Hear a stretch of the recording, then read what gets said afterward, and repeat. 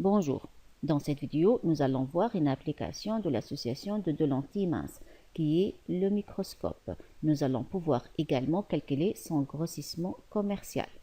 Cette vidéo sera présentée sous forme d'un exercice corrigé dont l'énoncé est: un objet AB est observé à travers l'association de deux lentilles convergentes L1 de centre optique O1 et de distance focale f'1 et L2 de centre optique O2 et de distance focale f'2. Ces deux lentilles sont distantes de D égale O1, O2. Alors regardez la distance D qui sépare les deux lentilles convergentes L1 et L2. On désigne par A1B1 l'image de AB à travers L1 et par A'B' l'image de AB à travers l'association des deux lentilles. Première question, où doit se trouver A1B1 pour que A'B' soit à l'infini? Deuxième question, déterminez dans ce cas la nature et la position de l'objet AB ainsi que le grandissement transversal gamma 1 relatif à la première lentille. On donne f'1 égale 6 mm, f'2 égale 24 mm et grand D égale 150 mm. Troisièmement, déduire la taille de l'objet sachant que A1B1 a une taille de 0,6 mm. Quatrièmement, on note alpha', l'angle sous lequel l'image A'B' est vue à travers la lentille L2. Quelle est la relation entre alpha', f'2, AB et valeur absolue de gamma 1? Cinquièmement, établir la relation entre le grossissement G de l'association de ces deux lentilles et le grandissement ou bien la valeur absolue du grandissement gamma 1, puis l'évaluer. Sixièmement, en déduire l'instrument optique équivalent à cette association de lentilles. Alors, je vais commencer par un rappel. Premièrement, pour qu'une lentille mince soit approximativement stigmatique, c'est-à-dire elle donne de chaque point objet une image presque ponctuelle, on doit travailler dans les conditions de Gauss.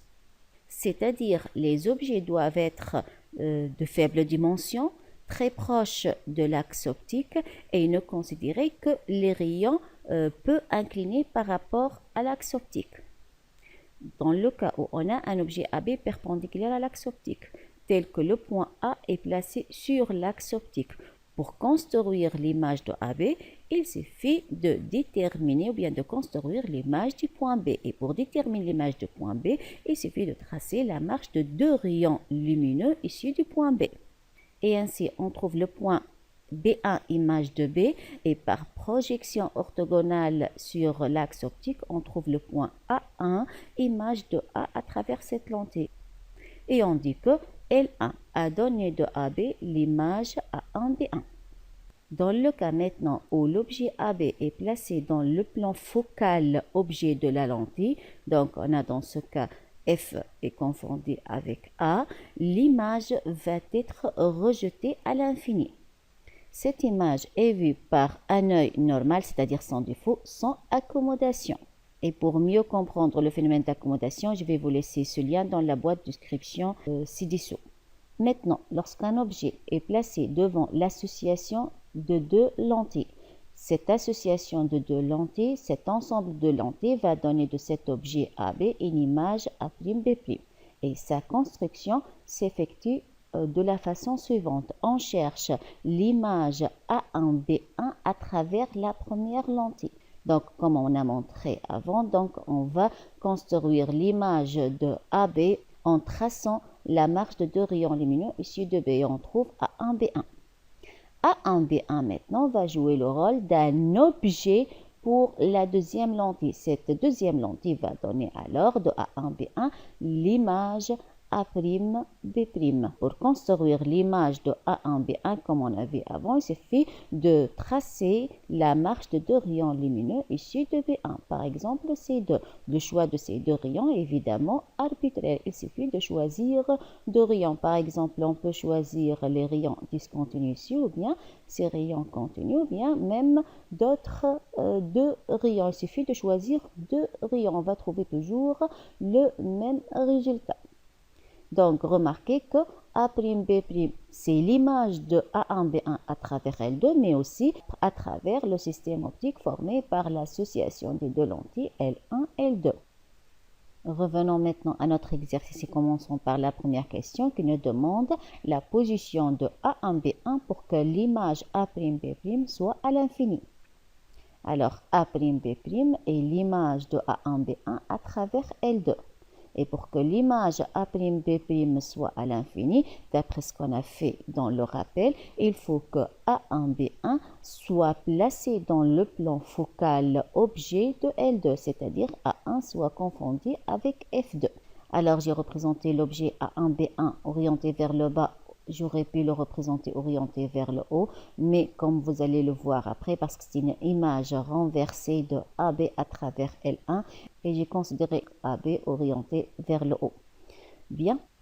Dans ce cas, l'œil d'un observateur va voir sans accommodation, et on peut dire que la mesure algébrique O2 A1 égale à la mesure algébrique O2 F2. La deuxième question nous demande de déterminer la nature et la position de l'objet AB ainsi que le grandissement transversal gamma 1 relatif à la première lentille. Je vais commencer par la nature et la position de l'objet AB. Or, d'après l'énoncé de l'exercice, L1 donne de AB l'image A1B1. Donc, les points A et A1 sont des points conjugués. Et on peut écrire la relation de conjugaison relative à la lentille L1 de la façon suivante. 1 sur la mesure algébrique O1 F'1 égale 1 sur la mesure algébrique O1 A1 moins 1 sur la mesure algébrique O1 A. A1 étant l'image de A à travers la lentille L1 et O1 F'1 étant la distance focale pour L1. Analysons maintenant cette relation de conjugaison. Il nous demande de déterminer la position de l'objet, c'est-à-dire la mesure algébrique O1A. Est-ce qu'on connaît la mesure algébrique O1 F'1? Oui, la mesure algébrique de O1 F'1 n'est autre que la distance focale de la première lentille. Maintenant, est-ce qu'on connaît la mesure algébrique O1A1? Non, mais on peut la retrouver facilement. Il suffit de faire la relation de Charles en intercalant le point O2. Donc, la mesure algébrique O1 A1 égale la mesure algébrique O1 O2 plus la mesure algébrique O2 A1. Il ne faut pas oublier que la lumière se propage de gauche à droite. Le sens de propagation de la lumière, c'est le sens positif. Donc, la mesure algébrique O1 O2, c'est positive et c'est 150 mm. Plus O2 A1, la mesure algébrique O2 A1 n'est autre que, d'après la première question, la mesure algébrique O2 F2. Donc, passons à l'application numérique. La mesure algébrique de O1 A1 égale 150 mm plus O2 F2, c'est moins la distance focale, c'est moins 24 mm. Soit alors la mesure algébrique O1 A1 égale à 126 mm. Revenons maintenant à la relation de conjugaison. C'est une maintenant équation à une seule inconnue qui n'est autre que la mesure algébrique de O1A, qu'on peut facilement la tirer et la calculer. Soit alors la mesure algébrique O1A égale le produit des deux mesures algébriques O1A1 fois O1 F'1 sur la différence des deux mesures algébriques O1 F'1 moins O1 A1. On trouve que la mesure algébrique de O1A égale à moins 6,3 mm. Analysons maintenant ce résultat. Alors on remarque que la mesure algébrique O1A est négative. Ceci veut dire que l'objet est réel. En effet, on sait très bien que lorsqu'on a une lentille mince et telle que la lumière se propage dans ce sens, alors l'espace qui est avant la lentille est appelé espace objet et l'espace après la lentille est appelé espace image. Donc la mesure algébrique O1A négative, c'est-à-dire le point A, il est placé ici. Donc on trouve que le point A qui est un point objet placé dans l'espace objet. Et lorsqu'un objet est placé dans l'espace objet, il est réel.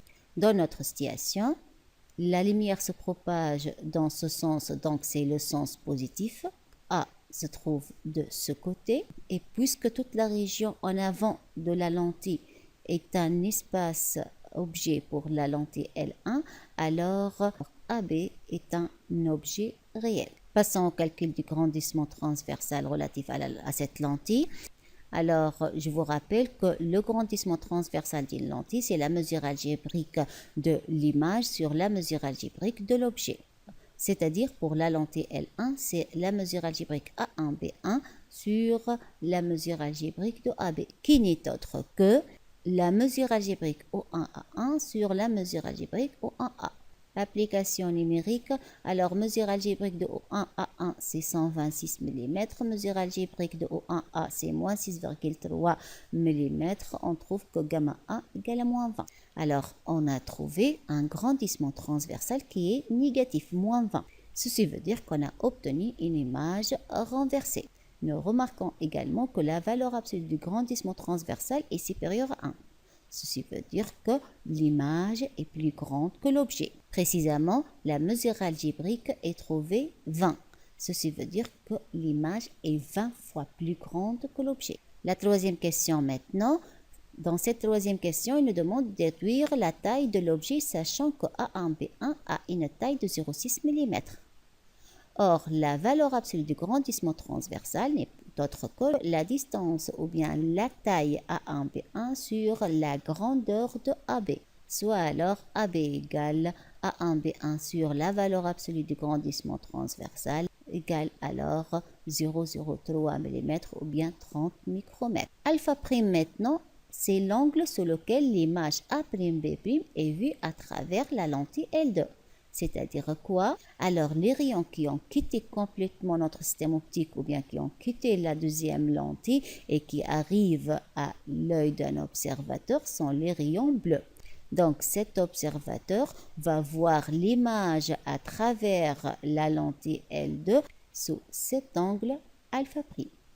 Cet angle alpha prime, on peut aussi le retrouver ici.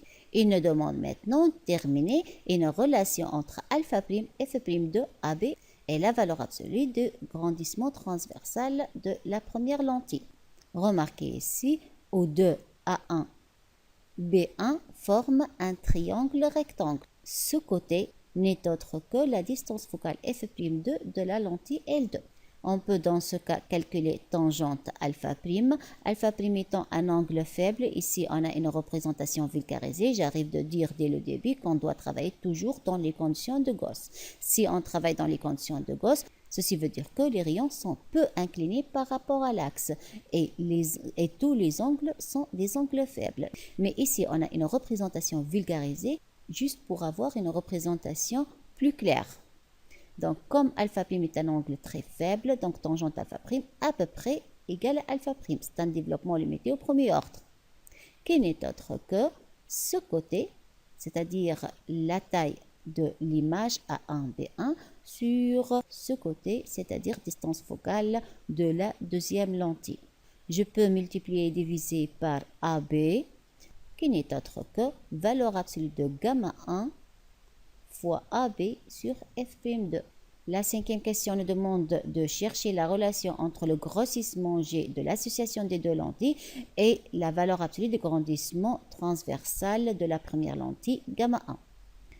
Or, le grossissement commercial égale alpha prime sur alpha. Avec alpha prime, c'est l'angle qu'on arrive de chercher, c'est l'angle sur lequel l'observateur voit l'image à travers la deuxième lentille. Et on arrive de l'exprimer en fonction de AB, f'2 et valeur absolue de gamma 1. Alpha étant l'angle sous lequel l'objet est vu par un œil normal lorsqu'il est en accommodation maximale, c'est-à-dire lorsque AB est placé au punctum proximum d'un œil normal, ou bien à une distance D qui est égale à 25 cm d'un œil normal. Alors, d'après cette représentation, on peut tirer tangente alpha et vous voyez que alpha est une valeur très faible qui est à peu près égale à alpha. Elle est égale à AB sur la distance D. Le grossissement égale alors donc alpha prime sur alpha. Je remplace alpha prime et alpha par leur expression. Je simplifie par AB et je trouve valeur absolue de gamma fois D sur f'2. Application numérique, donc valeur absolue de gamma 1 vaut 20 La distance D, c'est 25 cm ou bien 0,25 m. Sur la distance focale de la deuxième lentille, 24 mm ou bien 0,024 m, soit alors un grossissement de 208,33. Cette association de lentilles convergentes placées de cette façon est caractérisée par ces distances focales sont donc équivalents à un microscope. Il s'agit donc d'un microscope, puisque l'observateur arrive à visualiser l'image A'B' de l'objet AB qui est de taille 30 micromètres à travers cet instrument d'une façon beaucoup plus agrandie. Alors, je vais m'arrêter à ce niveau et à la prochaine. Merci.